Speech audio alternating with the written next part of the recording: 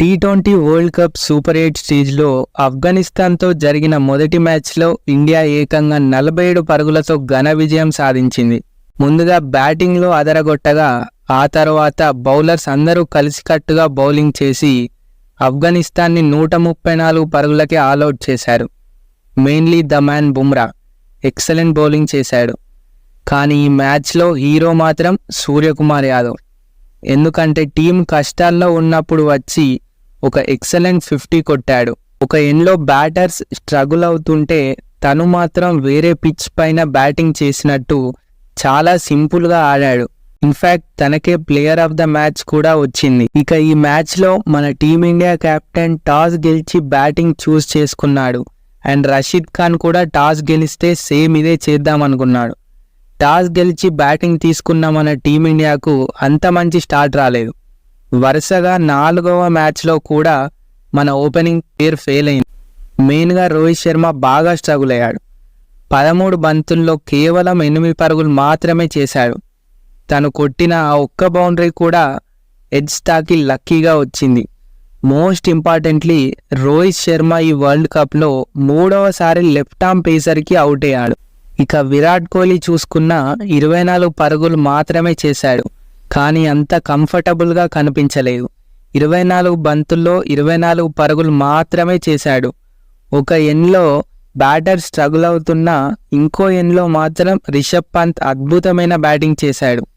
11 బంతుల్లోనే 20 పరుగులు చేశాడు. నబీ వేసిన పవర్ ప్లే లాస్ట్ ఓవర్లో 3 4లు కొట్టాడు. దీనివల్లే మన టీమిండియా స్కోర్ పవర్ ప్లేలో ఒక వికెట్ కోల్పోయినప్పటికీ 47 పరుగులు చేయగలిగారు. ఇక పవర్ ప్లే అయిపోయాక టీమిండియా బ్యాట్స్మెన్ రెగ్యులర్ ఇంటర్వెల్స్లో వికెట్స్ కోల్పోయారు. బట్ ఒక ఎండ్లో సూర్యకుమార్ యాదవ్ మాత్రం మైండ్ బ్లోయింగ్ బ్యాటింగ్ చేశాడు. రషీద్ ఖాన్ను ఆడేందుకు మన టీమిండియా బ్యాటర్ స్ట్రగుల్ అవుతుంటే తను మాత్రం చాలా సింపుల్గా ఆడాడు. ఓవరాల్గా 28 బంతుల్లో 189 స్ట్రైక్ రేట్తో 53 పరుగులు చేశాడు. అందులో 5 4లు 3 6లు ఉన్నాయి. దీనివల్లే అతనికే player of the match award ఇచ్చారు. దీంతో టీ20లో విరాట్ కోహ్లీ తర్వాత 15 మ్యాన్ ఆఫ్ ద మ్యాచ్ అవార్డులు తీసుకున్న ప్లేయర్గా సూర్యకుమార్ రికార్డ్ క్రియేట్ చేశాడు. ఇక సూర్యకు తోడుగా హార్దిక్ పాండ్యా కూడా చాలా మంచిగా బ్యాటింగ్ చేశాడు.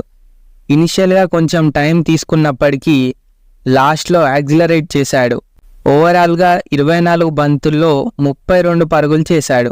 మెయిన్గా మన టీం 90 పరుగులకి 4 వికెట్లు కోల్పోయినప్పుడు బ్యాటింగ్కి వచ్చిన తను సూర్యతో కలిసి 37 బంతుల్లో 60 పరుగుల పార్ట్నర్షిప్ నెలకొల్పాడు. ఈ పార్ట్నర్షిప్ మన టీమిండియాను కంఫర్టబుల్ పొజిషన్లో పెట్టింది. ఇక లాస్ట్లో రెగ్యులర్గా వికెట్స్ కోల్పోగా 6 బంతుల్లో 12 పరుగులు చేసి అక్షర్ పటేల్ మన టీమిండియా స్కోర్ని 180 దాటించాడు. ఇక ఆఫ్ఘనిస్తాన్ బౌలర్స్లో రషీద్ ఖాన్ 4 ఓవర్స్లో 24 పరుగులిచ్చి 3 వికెట్లు తీసుకోగా అతనితో పాటు ఫజిల్ హక్ ఫరూకీ కూడా 4 ఓవర్లో 33 రన్స్ ఇచ్చి 3 వికెట్లు తీసుకున్నాడు. ఇక చేజింగ్లో గుర్బాజ్ చాలా బాగా స్టార్ట్ చేశాడు. ఒక 6 and 4 కొట్టాడు. బట్ బుమ్రా బౌలింగ్కి వచ్చిన తర్వాత అంతా చేంజ్ అయిపోయింది. తను వేసిన 2వ బాల్కే అగ్రెసివ్గా ఆడుతున్న గుర్బాజ్ వికెట్ తీసుకున్నాడు. ఆ తర్వాత ఆఫ్ఘనిస్తాన్ రెగ్యులర్ ఇంటర్వెల్స్లో వికెట్స్ కోల్పోయారు. 4వ ఓవర్లో రోహిత్ శర్మ అక్షర్ పటేల్కి బాల్ ఇచ్చాడు. తను వేసిన 4వ ఓవర్లో ఇబ్రహీం జెద్రార్ వికెట్ తీశాడు. తను వేసిన మొదటి ఓవర్లో వికెట్ తీయడంతో పాటు మెయిడిన్ కూడా వేశాడు. నెక్స్ట్ ఓవర్లో బుమ్రా మళ్ళీ బౌలింగ్కి వచ్చి ఒక వికెట్ తీశాడు. దీంతో ఆఫ్ఘనిస్తాన్ పవర్ ప్లేలో 35 పరుగులు మాత్రమే చేసి 3 వికెట్లు కోల్పోయారు. ఇక మిడిల్ ఓవర్స్లో జడేజా అండ్ కుల్దీప్ మంచి బౌలింగ్ చేశారు. రన్స్ ఇవ్వకపోవడంతో పాటు వికెట్స్ కూడా తీసుకున్నారు. జడేజా ఒక వికెట్ తీసుకోగా కుల్దీప్ 2 వికెట్స్ తీసుకున్నాడు. సెకండ్ స్పెల్లో మళ్ళీ బౌలింగ్కి వచ్చిన బుమ్రా ఒక వికెట్ తీసుకోగా హర్షదీప్ ఏకంగా 3 వికెట్లు తీసుకున్నాడు. దీంతో ఆఫ్ఘనిస్తాన్ 20 ఓవర్లలో 134 పరుగులు చేసి ఆల్అవుట్ అయింది. ఈ మ్యాచ్లో మన బౌలర్స్ అందరూ కలిసికట్టుగా బౌలింగ్ చేశారు. Mainly Bumrah mind blowing spell వేశాడు. 4 ఓవర్లో 7 పరుగులు మాత్రమే ఇచ్చి 3 వికెట్లు తీసుకున్నాడు. ఈ మ్యాచ్లో ఒక్క హార్దిక్ పాండ్యాకు తప్ప మన ఇండియన్ బౌలర్స్ అందరూ వికెట్స్ తీసుకున్నారు. ఈ విక్టరీ వల్ల మన టీమిండియా సెమీఫైనల్కు చాలా క్లోజ్గా వెళ్ళిపోయింది.